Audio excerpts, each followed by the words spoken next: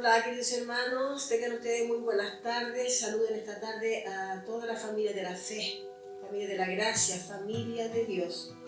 Nuevamente nos encontramos aquí en este canal MIEG, Ministerio Internacional Edificando en Gracia, un ministerio según el presbiterismo pleno. Como usted me conoce, mi nombre es Elena Saavedra y estamos aquí en Viña del Mar, Chile. En esta tarde traemos un mensaje nuevo de la escatología bíblica ya realizada. Y lleva por título El hombre de la iniquidad no fue Tito. Ese es el título de este mensaje. Así que en esta oportunidad esclareceremos y veremos quién es el hombre de la iniquidad. Porque algunos dicen que fue Tito y no Nerón. ¿Cuál es la razón? ¿Será que hay razón para hablar de esta manera? Vamos a ver entonces quién es el hombre de la iniquidad, si fue realmente Tito. Por esto analizaremos entonces a la luz de las Escrituras y todo es para la gloria de Dios. Veremos en 2 de Tesalonicenses 2, del versículo 1 al 4. Dice: pero con respecto a la venida de nuestro Señor Jesucristo y a nuestra reunión con Él, os rogamos, hermanos, está hablando el apóstol Pablo a los hermanos de Tesalónica, que no os dejéis mover fácilmente de vuestro modo de pensar, ni os conturbéis ni por espíritu, ni por palabra, ni por carta, ni como si fuera nuestra, en el sentido de que el día del Señor está cerca, porque había algunos hermanos que ya estaban predicando que el Señor ya había venido, ya había regresado. Versículo 3: nadie os engañe en ninguna manera, porque no vendrá sin que antes venga la apostasía y se manifieste el hijo de perdición. ¿Qué tiempo fue ese? Ese fue el primer siglo. El hombre de pecado, el hijo de perdición, entonces participó de aquella generación. Siglo primero, estamos hablando entonces de la primera era cristiana. Versículo 4: el cual se opone, este hijo de perdición, el cual se opone y se levanta contra todo lo que se llama Dios y es objeto de culto, tanto que se sienta en el templo de Dios como Dios, haciéndose pasar por Dios, y allí estaría reivindicando divinidad. Así vemos entonces que existen innúmeros ministros hablando dentro de una perspectiva particular, aparentando ser participantes del preterismo completo, pero no lo son. Con esto confunden y perturban la fe de aquellos que buscan verdaderamente el entendimiento bíblico y la escatología ya realizada. Y así los mantienen dentro de sus congregaciones sin avance en las verdades del Señor Jesucristo. Así que presten mucha atención, mente abierta, para que usted pueda discernir los espíritus muy bien. ¿No? Vamos ahora entonces a entender ese asunto, de qué se trata y lo que habla el apóstol Pablo. La confusión de algunos es que el apóstol Pablo cita el templo. Eso es el gran problema aquí, de este texto, de 2 Tesalonicenses. El templo era como el símbolo máximo, era el santuario de Dios. Entonces, como el templo de Jerusalén fue destruido por Tito en el año 70 después de Cristo, y él era el general del ejército romano, entonces imagínase que él haya sido el tan referido hombre de la iniquidad, el hijo de perdición, el anticristo, citado por el apóstol Pablo y el apóstol Juan. Esa no era la observación que el apóstol Pablo estaría haciendo a aquellos en aquella ocasión. Tenemos 3 puntos para entender esto. Primero es que el hombre de iniquidad referido por el apóstol Pablo aquí entre los hermanos de Tesalónica fue algo que envolvería a aquellos hermanos gentiles. Vamos a ver 2 de Tesalonicenses 2:3. 2 de Tesalonicenses 2:3 dice: nadie os engañe en ninguna manera. Observe que el tiempo que está hablando aquí Entonces, usted puede observar por la palabra de Dios el tiempo que esto ocurrió. Esto fue el primer siglo. Entonces, esto sería lo primero que vemos aquí, que era aquella época, y fue algo que envolvería a aquellos hermanos gentiles, ¿no? Que está escrito aquí en 2 de Tesalonicenses 2:3. Entonces, sería algo que ellos participarían en ese momento. El periodo de la apostasía estaba unido al aparecimiento del anticristo. Y eso solo cabe a Nerón. Nerón es el que inicia la persecución a los santos, ¿no? Justamente en ese periodo de la apostasía, en todo aquel territorio habitado, oikumene, donde muchos falsos maestros se presentaron. Y Tito, mi hermano, anciano, pastor, presbítero o apóstol, etc., estaba completamente restringido a Judea. No estaba en todo ese eucomene. Tito estaba solamente en un lugar que era Judea, solo en Judea, y la persecución de los santos, encabezada por Nerón en esa ocasión, es muy significativa en la historia. Ahora, para Eusebio de Cesarea, por ejemplo, él dice que Nerón fue el primero a perseguir esta doctrina, refiriéndose a los santos, los seguidores de Cristo. Cuando hablamos de los santos, para quien no entiende este lenguaje, son los seguidores de Cristo. Para Tertuliano, él dice que Nerón fue el primer emperador que pintó su espada con sangre cristiana, cuando nuestra religión estaba recién surgiendo en Roma. Sulpicio Severo también habla acerca de Nerón, y él dice lo siguiente, que Nerón fue aquel que primero comenzó la persecución a los cristianos. Entonces hay todo un histórico que hasta hoy sustenta a Nerón como el hombre de la iniquidad que inició la persecución a los cristianos en aquel periodo. Estamos hablando de la generación de los apóstoles, de aquel tiempo donde existía la iglesia de Tesalónica, todas las iglesias de Asia Menor en aquel tiempo. Y todo entonces decimos que tiene un respaldo histórico que sustenta que Nerón, a Nerón como el hijo de la iniquidad que inició la persecución a los cristianos en aquel periodo del inicio de la apostasía, calificándolo como el hombre de iniquidad, totalmente al contrario del general Tito. Mi querido pastor, mi querido amigo anciano de iglesias de diferentes denominaciones, presten mucha atención. Tito, el general Tito, no persiguió cristianos gentiles, bajo ninguna hipótesis. Vamos a ver esto en el segundo punto. Tenemos 3 puntos, dijimos, vamos al segundo punto, y el segundo punto es el asunto del templo que está registrado en el texto y dice en 2 de Tesalonicenses 2:4.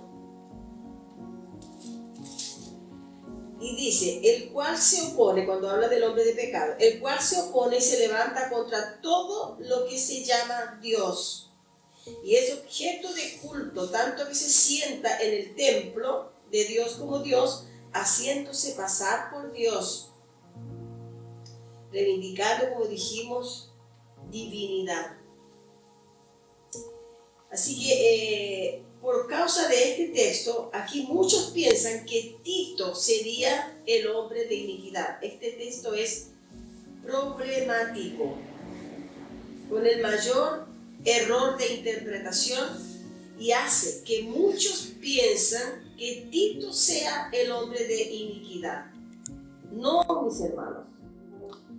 Primeramente, Pablo no cultuaba el templo como lugar divino, no. Es solo usted leer Hechos 17, cuando él ve, el apóstol Pablo, cuando él ve en el Areópago una imagen que estaba siendo adorada como el Dios desconocido. Allí él da una aula explicativa de quién es Dios y cómo debemos adorarlo. Él no tenía nada con relación al templo. Entonces, ¿cuál es la necesidad de los hermanos gentiles de Tesalónica? Sorprenderse en saber que el hombre de iniquidad se sentaría en el templo de Jerusalén.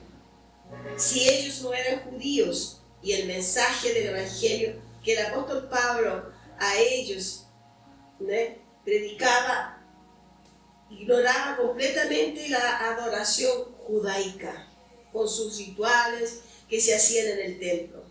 No existe coherencia alguna. Otra cosa importante que se debe considerar es que no existía, mi estimado pastor, mi estimado hermano, anciano, etc. Y esto es muy importante y muy interesante a su conocimiento, que ni Nero ni Tito se sentaron en el templo. ¿Por qué? Porque nunca existió trono alguno dentro del templo.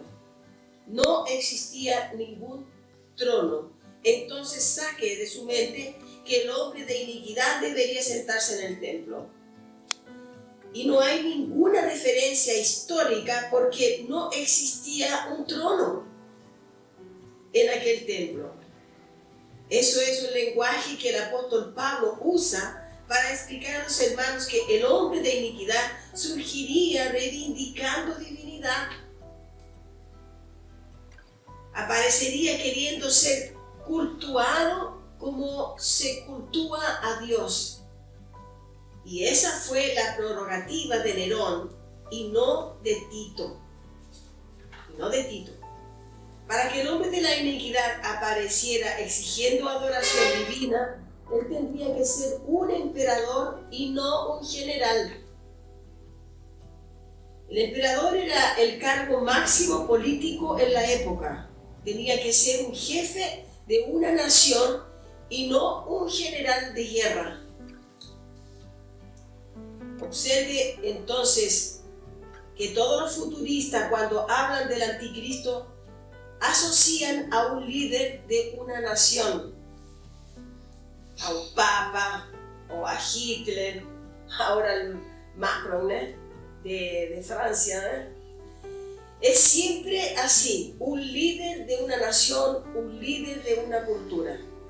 Por tanto, es fuera de cogitación totalmente que el hombre de la iniquidad fuese Tito y no Nerón. El tercer punto es con referencia al hombre de iniquidad que sería destruido por la manifestación de la venida de Cristo. Y eso lo encontramos en 2 de Tesalonicenses 2:8. Y entonces se manifestará, dice, aquel inicuo, a quien el Señor matará con el espíritu de su boca. En portugués dice con el soplo de su boca. Y destruirá con el resplandor de su venida. Así está escrito en 2 de Tesalonicenses 2:8. Entonces el hombre de la iniquidad sería destruido por la manifestación de la venida de Cristo. Y ahora, ¿por qué Tito muere en el año 81 después de Cristo? Entonces está descartado la hipótesis que Tito fue el hombre de la iniquidad. Aquí tenemos otro indicio bíblico, comprobando que Tito no fue el hombre de la iniquidad. Está cortado completamente esa posibilidad. Ahí aparecen los desinformados, siempre diciendo que también Nero no puede haber sido, porque él muere en 68 después de Cristo. Y si Cristo vino en 70 DC, no puede haber sido el hombre de la iniquidad. Es justamente así que identificamos una persona desinformada. por la ignorancia religiosa. Pablo dice que el hombre de la iniquidad sería destruido por la manifestación de su venida, por la venida de Cristo, por la manifestación. En la parusía, en aquel tiempo que sería la venida, el regreso de Cristo por sobre las nubes, que fue en el año 70. Entonces, por la manifestación y no en la parusía, el año 70, que fue la parusía. En el momento de su aparecimiento, ese es el punto en la manifestación de la venida de Cristo. Fueron 3 años y medio que llevó la destrucción del templo de Jerusalén, cuando concluye el establecimiento del reino de Dios. Las señales del fin entonces acontecieron para presentar a los santos su venida en gloria que estaba aproximándose. Esa fue la manifestación de su venida. Y ese es el punto que pocos observan. La lectura sin discernimiento es pretexto para herejía. Por eso que tantas cosas surgen por allí, presentándose como verdad sin existir ninguna verdad en sus fundamentos. La manifestación de su venida fue en un periodo de invasión hasta la caída del templo. En Lucas 21, vamos a ver el libro de Lucas, capítulo 21, y el versículo 23 al 27. Capítulo 21 del 23 al 27. Es bastante extenso, pero lo vamos a leer. Lucas 21, del 23 al 27. Dice: más hay de las que están encintas, de las que críen en aquellos días, porque habrá gran calamidad en la tierra e ira sobre este pueblo. Y caerán al filo de espada y serán llevados cautivos a todas las naciones, y Jerusalén será hollada por los gentiles hasta que los tiempos de los gentiles se cumplan. Versículo 25. Entonces habrá señales en el sol, en la luna y en las estrellas, y en la tierra angustia de las gentes, confundidas a causa del bramido del mar y de las olas, desfalleciendo los hombres por el temor y la expectación de las cosas que sobrevendrán en la tierra. Estamos hablando del siglo I, de la época de los apóstoles. Porque las potencias de los cielos serán conmovidas. Y ya explicamos también en algunos videos qué es lo que son estas potencias, que entendemos bien claramente que son autoridades que estaban allí del gobierno. Entonces verán al Hijo del Hombre, porque las potencias de los cielos serán conmovidas, es decir, las autoridades serían removidas. Entonces verán al Hijo del Hombre que vendrá en una nube con poder y gran gloria. Significa que fueron 3 años y medio que duró el periodo entonces de esa tribulación, y ese periodo de la apostasía al tiempo de la venida de Cristo. Fueron 3 años y medio. Esa es la realidad. Nerón muere en la manifestación de esa venida. No es por casualidad que muere en el año 68 después de Cristo. 2 años antes de la caída del templo. Acreditamos que esos 3 puntos serán suficientes para aclarar la mente de muchos acerca del hombre de la iniquidad, de que está escrito en el 2 de Tesalonicenses en el capítulo 2. Nunca fue Tito el hombre de la iniquidad, y sí Nerón. Y esto lo trajimos con un análisis preciso dentro de las escrituras y de la historia. Es esto que no hacen, ¿no?, para presentar que Tito no fue el hombre de la iniquidad. Tenemos videos en la columna, por ejemplo, de YouTube para usted entender estos temas. El hombre de la iniquidad nunca fue Tito, hermano anciano de alguna congregación, hermano, un presbítero, pastor, un evangelista, un líder de alguna denominación. El hombre de la iniquidad nunca fue Tito. y sí Nerón. Y eso queda entonces probado por la palabra de Dios, que ella no miente. Y así decimos que estamos finalizando este tema para la gloria de Dios, siempre trayendo a ustedes mensajes de la escatología bíblica ya realizada. Y pedimos a ustedes que usted pueda enviar estos mensajes por esas redes sociales por las que usted trabaje, con las que usted disponga, porque la palabra de Dios, ella tiene que correr, ella tiene que atravesar fronteras. Hay mucha gente engañada a través de enseñanzas religiosas que no son revisadas con extremo cuidado para poder colocar a los hermanos en el conocimiento de que fue Nerón el hombre de la iniquidad y nunca fue Tito, porque Tito fue un general de ejército y Nerón entonces fue un líder político en la época. Con esto nos despedimos.